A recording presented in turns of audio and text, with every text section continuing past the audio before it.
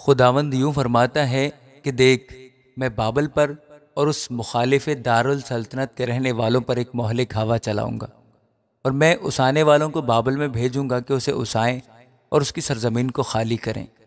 یقیناً اس کی مصیبت کے دن وہ اس کے دشمن بن کر اسے چاروں طرف سے گھیر لیں گے۔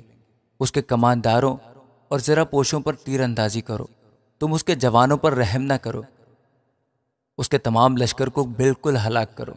مقتول کسدیوں کی سرزمین میں گریں گے اور چھدے ہوئے اس کے بازار میں پڑے رہیں گے، کیونکہ اسرائیل اور یہودا کو ان کے خدا رب الافواج نے ترک نہیں کیا، اگرچہ ان کا ملک اسرائیل کے قدوس کی نافرما برداری سے پر ہے۔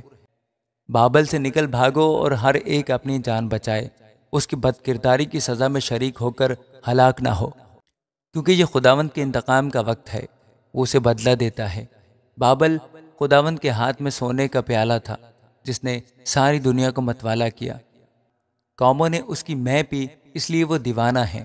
بابل یکا یک گر گیا اور غارت ہوا، اس پر واویلا کرو، اس کے زخم کے لیے بلسان لو، شاید وہ شفا پائے۔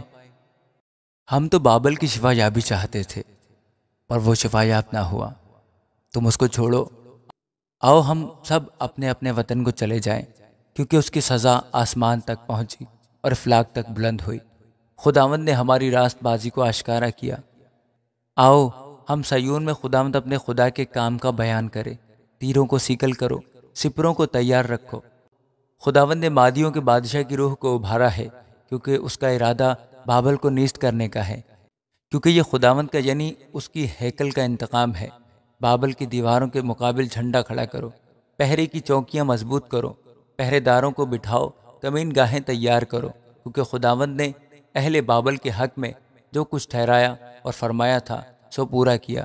اے نہروں پر سکونت کرنے والی، جس کے خزانے فراوان ہے، تیری تمامی کا وقت آ پہنچا اور تیری غارت گری کا پیمانہ پر ہو گیا۔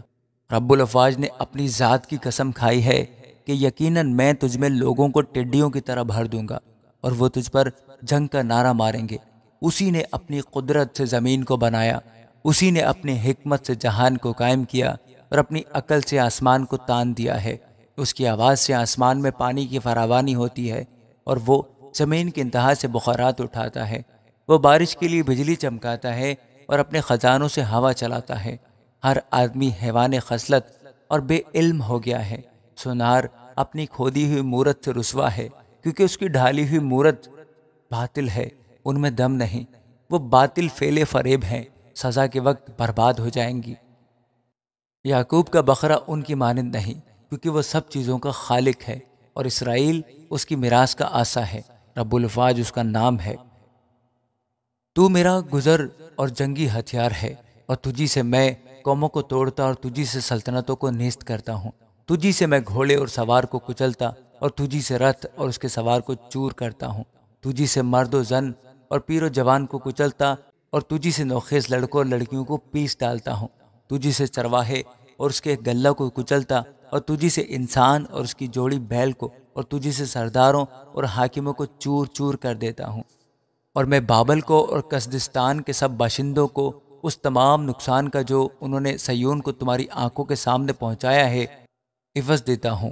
خداوند فرماتا ہے، دیکھ خداوند فرماتا ہے، اے ہلاک کرنے والے پہاڑ جو تمام روئے زمین کو ہلاک کرتا ہے، میں تیرا مخالف ہوں، اور میں اپنا ہاتھ تجھ پر بڑھاؤں گا اور چٹانوں پر سے تجھے لڑکھاؤں گا اور تجھے جلا ہوا پہاڑ بنا دوں گا۔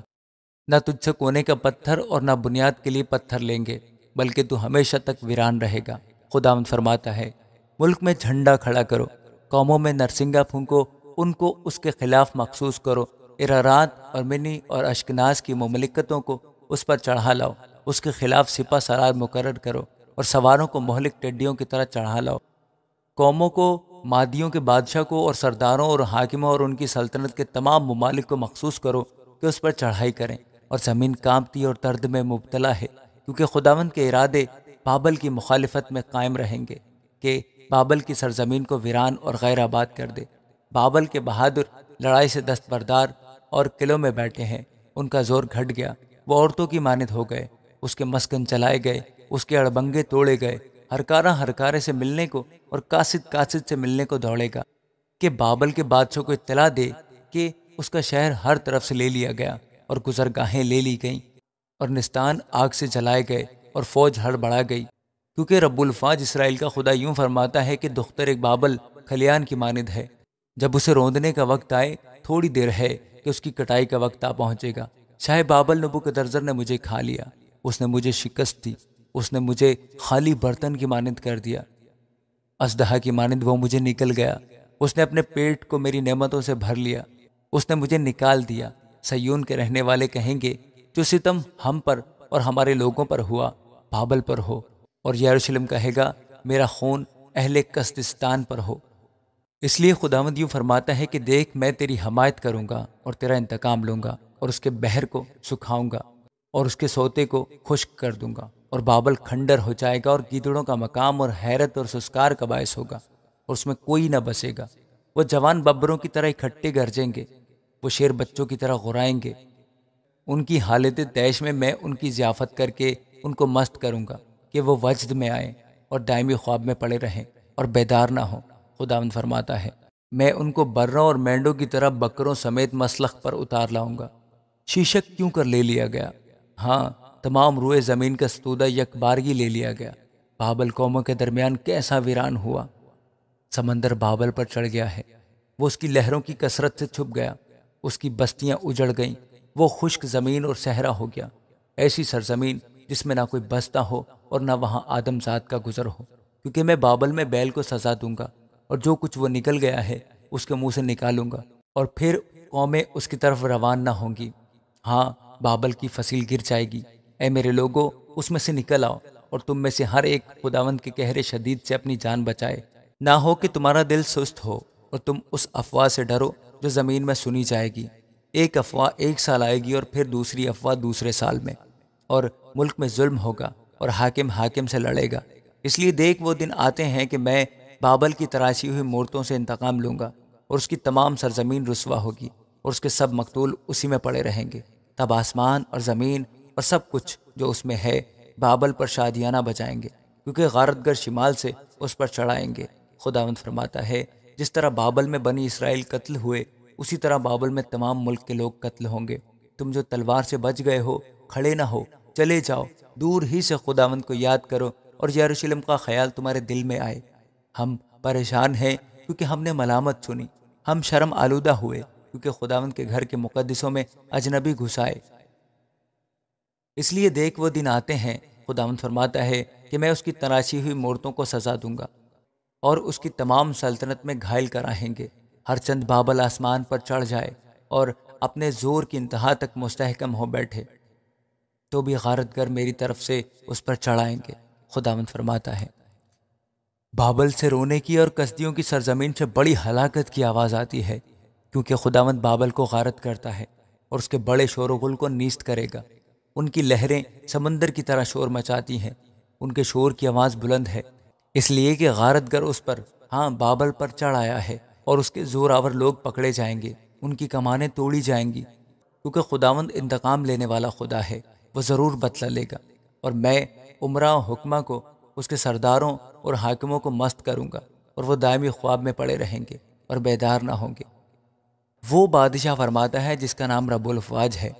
رب الفواج یوں فرماتا ہے کہ بابل کی چوڑی فصیل بالکل گرا دی جائے گی اور اس کے بلند پھاٹک آگ سے جلا دیے جائیں گے۔ یوں لوگوں کی محنت بے فائدہ ٹھہرے گی اور قوموں کا کام آگ کے لیے ہوگا اور وہ ماندہ ہوں گے۔ یہ وہ بات ہے جو یرمیہ نبی نے سرایہ بن نیریہ بن مہسیہ سے کہی جب وہ شاہ یہودہ صدقیہ کے ساتھ اس کی سلطنت کے چوتھے برس بابل میں گیا، اور یہ سرایہ خواجہ سراؤں کا سردار تھا، اور یرمیہ نے ان سب آفتوں کو جو بابل پر آنے والی تھیں ایک کتاب میں قلم بند کیا، یعنی ان سب باتوں کو جو بابل کی بابت لکھی گئی ہیں۔ اور یرمیہ نے سرایہ سے کہا کہ جب تو بابل میں پہنچے تو ان سب باتوں کو پڑھنا اور کہنا، اے خداوند تو نے اس جگہ کی بربادی کی بابت فرمایا ہے کہ میں اس کو نیست کروں گا، ایسا کہ کوئی اس میں نہ بسے، نہ انسان نہ حیوان، پر ہمیشہ ویران رہے۔ اور جب تو اس کتاب کو پڑھ چکے تو ایک پتھر اس سے باندھنا اور فرات میں پھینک دینا اور کہنا بابل اسی طرح ڈوب جائے گا، اور اس مصیبت کے سبب سے جو میں اس پر ڈال دوں گا پھر نہ اٹھے گا، اور وہ ماندہ ہوں گے۔ یرمیہ کی باتیں یہاں تک ہیں۔ آمین۔